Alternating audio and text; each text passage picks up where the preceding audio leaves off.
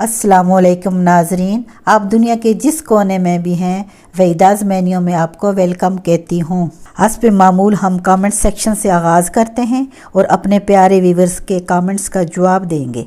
हम आप सब के कमेंट्स का खैर मकदम करते हैं। आज का पहला कमेंट रफ्ताज आरफ ने पूछा है कि उनके कोफ्ते टूट जाते हैं। तो रफ्ताज आपको मैं बता रही हूँ कि कोफ्ते टूटने की वजह कोई इतना ये बड़ा मसला नहीं है। या तो आप उसमें अपना टमाटर डालती हैं, अगर नहीं डालती तो फिर आप इस तरह करें कि आलू मैश करके उसमें मिक्स कर दें, नहीं तो डबल रोटी को छोटे छोटे पीस में या उसका चूरा बना के आप उसमें डाल के अच्छी तरह गूंदें अपने कीमे को। फिर आप देखें कि आपके कोफ्ते कभी भी नहीं टूटेंगे। आज का दूसरा कमेंट मूसा अवान साहब का है। उन्होंने पूछा है कि आपने चना चाट में दही क्यों नहीं डाला। तो इसकी वजह यह है कि हमने क्रिस्पी चाट तैयार किया है। आप देख रहे हैं कि इसके ऊपर जो मैंने चिप्स डाले हैं, फ्रेंच फ्राइज़ डाले हैं, वो क्रिस्पी हैं। उनके क्रिस्पीपन को आखिर तक हम बरकरार रखेंगे, वो खाने में मज़ा करते हैं। और अगर आपने दही पसंद है आपको तो आप ऊपर से उसको हटा दें और बस आप दही मिक्स करके आप उस चाट को यूज़ कर सकते। आज हम गोश्त मटर बना रहे हैं। ये इंग्रेडिएंट्स आपके सामने पड़े हैं। इस वक्त हमने अपने कुकर में आधा कप ऑयल डाला है। अब इसमें हम प्याज डालेंगे। ये लच्छेदार प्याज हमने बारीक करके आपने काट लेना है और फिर इसमें डाल देना है। प्याज को हल्का सा नरम हो जाने पर इसमें लहसुन अदरक का पेस्ट शामिल करना है। लहसुन अदरक का पेस्ट जब आप शामिल करेंगे तो उसको फिर हल्का सा ब्राउन करेंगे। इसका कलर ज़्यादा तेज़ ना हो, बस यहाँ तक इसका बेहतरीन हो गया। हल्का सा पानी का छींटा लगाएंगे और इसको हम भून लेंगे। अब ये तैयार है। अब इसमें गोश्त डालें। गोश्त धो के मैंने रखा हुआ है। अब इसमें हम गोश्त डालेंगे और फिर गोश्त को हम भूनेंगे। बहुत अच्छी तरह गोश्त को हमने भूनना है ताकि उसकी खुशबू बरकरार रहे। ये आधा किलो गोश्त है। आधा किलो गोश्त हम आपको बता रहे हैं। इसको हम भूनेंगे और पानी का छींटा बार बार देते रहेंगे। पानी की छींटे से गोश्त का कलर भी बहुत अच्छा रहेगा और आपका प्याज है वो मज़ीद कलर नहीं देगा। वो बिल्कुल पिंक, लाइट पिंक कलर का सालन हमारा तैयार होगा। जिस वक्त आप इसका कलर ज़्यादा डार्क करेंगे तो सालन का कलर वो नहीं रहेगा जो हम चाहते हैं। इसलिए हम पानी की छींटे के साथ इसको आहिस्ता आहिस्ता भूनते रहेंगे यहाँ तक इसके अंदर खुशबू आने लगे।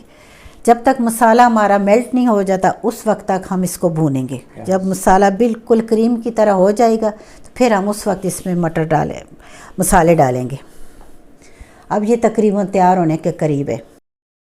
मीडियम फ्लेम पे आपने इसको पकाना है और बड़े प्यार से और आराम से, क्योंकि ये बहुत तेज़ पकाने या ज़्यादा आग करने से इसके अंदर से स्मेल ख़त्म नहीं होती। क्योंकि गोश्त जितना हल्की आंच पे बनेगा उतना ही इसके अंदर फ्लेवर अच्छा होगा, इसकी अपनी स्मेल ख़त्म होगी।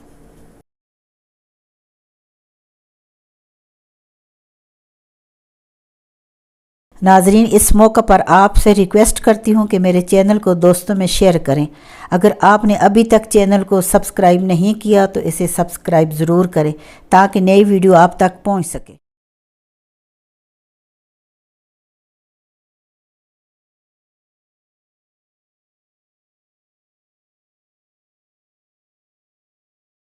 तो इसमें अब हम मसाले डाल रहे हैं।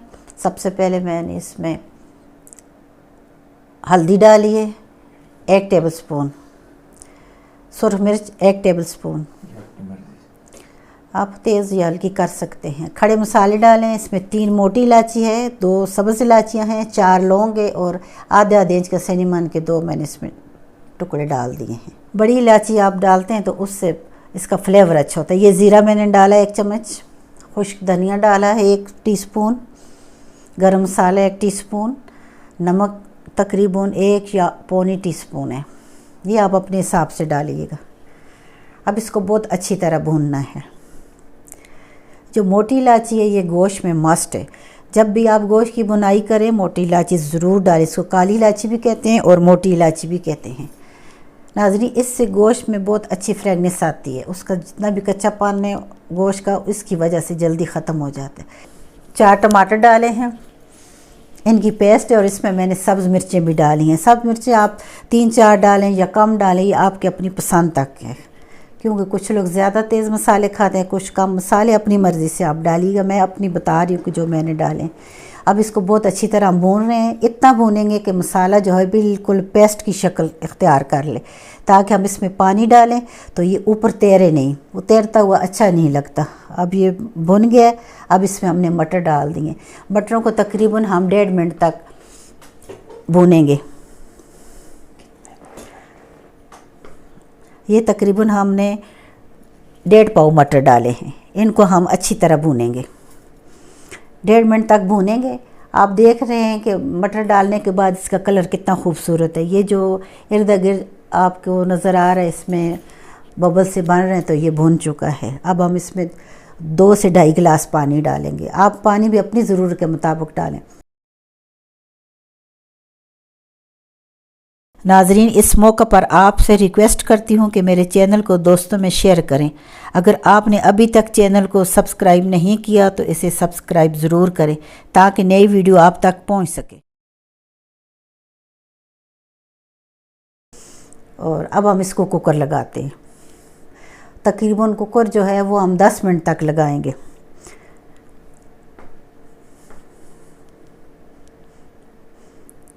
जब कुकर की सीटी बजनी शुरू हो जाए तो उसके बाद आपने टाइम नोट करना है। 10 मिनट बाद कुकर को बंद किया, उसकी गैस अच्छी तरह से निकालिएगा, जल्दी नहीं करनी। या आप अब इसको आराम से खोलें और उसके बाद आप इसको देखें कि आपके सालन की क्या सूरत हाल है। ये देखें कितना मज़ेदार कलर है, बहुत पिंक, बहुत ही मज़ेदार, खुशबूदार। अब इसको देखें कितना अच्छा लग रहा है। जिसकी लुक इतनी अच्छी होगी वो खाने में कितना मज़ेदार होगा। इसके बाद एक छोटी सी बात, मोहब्बत करें, मोहब्बत बांटने से बढ़ती है, कम कभी नहीं होती। मेरे साथ रहने का बहुत शुक्रिया। आपकी मोहब्बत और पजीराई की तहे दिल से मशकूर हूँ।